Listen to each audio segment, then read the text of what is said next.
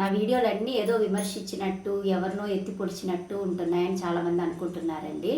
కానీ నేను మాట్లాడేవన్నీ వాస్తవాలు. నేను మామూలుగా కూడా ఇలాగే మాట్లాడతాను. ఎందుకంటే నేను ఎవ్వరికీ భయపడనండి. ఈ ప్రపంచంలో భయపడేది ఒకటండి, ఏంటంటే చావు. దాన్ని ఎవ్వడూ తప్పించలేడు. ఇంక అంతకు మించి ఇంకేం ఉండదండి ఈ ప్రపంచంలో. నాకు తెలిసి నేను ఫీల్ అయింది, నేను చూసింది, నేను అంటే చావు నేనేం అనుభవించలేదు. కానీ నేను అబ్జర్వ్ చేసినంత వరకు ఈ ప్రపంచంలో హయ్యెస్ట్ ఏదంటే చావు. దానికి విలువ లేదు, ఆ చావుకే విలువ లేదు. ఇంక మిగతా వాటికి ఎందుకు భయపడాలి? కాబట్టి నేను భయపడను, నేను ఇలాగే మాట్లాడతాను. ఓకేనా? ఇంకా విషయానికి వస్తే అండి, ఇప్పుడు ఫుడ్ మీద అత్తయిపోయింది అండి.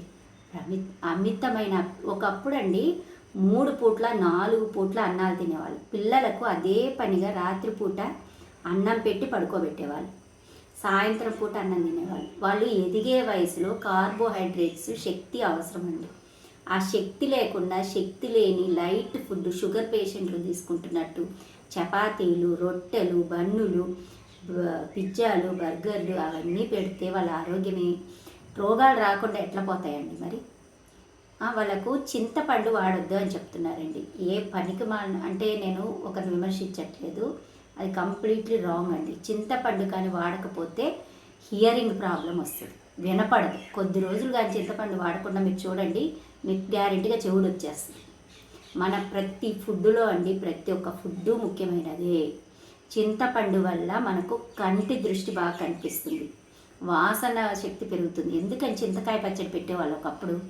ఆ చింతకాయల వల్ల జలుబులు, దగ్గులు, చింతకాయ పచ్చడి వానాకాలం, చలికాలంలో ఎక్కువ తినేవాళ్ళండి. దానికి ప్రత్యేకంగా ఒక పేరు కూడా ఉంది చింతకాయ పచ్చడికి. ఏంటంటే ఆంధ్రామాత. ఆంధ్రామాత అంటే చింతకాయ పచ్చడి అండి. అంత ఫేమస్ అయిన చింతకాయ తొక్కు పచ్చడి అంటే తొక్కి తర్వాత పచ్చడి చేసుకుంటారు. ఆ తొక్కును కూడా మానేశారండి ఇప్పుడు. చింతకాయ తొక్కు ఇప్పుడు ఎక్కడా దొరకడం లేదు, ఎవరు చేసుకోవడం లేదు. కంపల్సరీగా చేస్తే దానివల్ల ఆరోగ్య బెనిఫిట్స్ చాలా ఉన్నాయండి. జలుబు, దగ్గులు, జ్వరాలు, వినికిడి ప్రాబ్లం, చలికాలంలో జలుబు, దగ్గుల వల్ల చెవులు మూసుకుపోయి వినికిడి ప్రాబ్లం వస్తుంది. ఈ చింతకాయ పచ్చడి తిన్నప్పుడు ఆ ప్రాబ్లం, చెవులో నొప్పి అని అంటారు పిల్లలు, జలుబు తగ్గిన తర్వాత ఆ నొప్పి అనేది రాదండి. ఇవన్నీ చిట్కాలండి. ఇవన్నీ ఒకప్పటి చిట్కాలు. మన ఆహారం అంతా చిట్కాలతో కూడుకొని ఉంది. దాన్ని అంతా వదిలేసి ఏదో పిచ్చి కోసము, ఏదో ఆరోగ్యం కోసం పాకులాడుతున్నారు. ఆ విచిత్రమైన ఆరోగ్యం ఏందో నాకైతే అసలు అర్థమే కావడం లేదండి. కాబట్టి మన ఫుడ్డు, మన అన్నము, పిల్లలకు అన్నమే పెట్టండి, ఏం నష్టం లేదు. వాళ్ళే షుగర్ పేషెంట్లు కాదు. పెద్దవాళ్ళ వెయిట్ లాస్ కోసం చేసుకుంటే చేసుకోండి. మన ఆహారంలోని కొవ్వును కరిగించే పదార్థాలే 3% అన్నది. అది మీరు గుర్తించండి. కొవ్వు తగ్గాలంటే మన ఆహారం కరెక్ట్గా తింటే కొవ్వు ఖచ్చితంగా తగ్గిపోతుంది. సన్నగానే ఉంటారు నాలాగా. నేను ఎప్పుడూ లావు కాలే.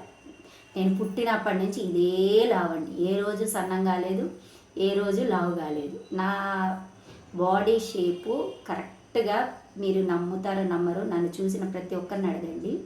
నేను ఏ రోజు సన్నం అయిపోలేదు, ఏ రోజు లావు అయిపోలేదు. నా శరీరం మీరు 10 ఏళ్ళకు చూసినా ఇలాగనే ఉంటుంది, 20 ఏళ్ళకు చూసినా ఇలాగే ఉంటుంది, 30 ఏళ్ళకు చూసినా ఇలాగే ఉంటుంది. అంటే చర్మము వయసు వల్ల మారచ్చు, కానీ శరీరము సైజు మాత్రం మారదు. అదే లావు. ఓకేనా? ఎందుకంటే జాగ్రత్తగా ఫుడ్ తీసుకుని మన ఆహారమే తినాలి. అప్పుడు మీకు ఎలాంటి సమస్యలు రావు. ఓకేనా?